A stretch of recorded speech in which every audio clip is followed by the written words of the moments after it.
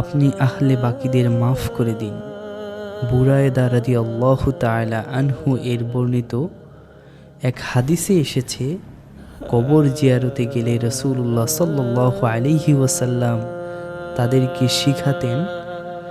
তাদের মধ্য থেকে একজন বলতেন, আসসালামু আলাইকুম আহলাদ দিয়ারি মিনাল মুমিনিনা ওয়াল মুসলিমিন ওয়া ইন্না ইনশাআল্লাহু লালাহিকুন আসআলুল্লাহ লানা ওয়া লাকুম আফিয়াহ।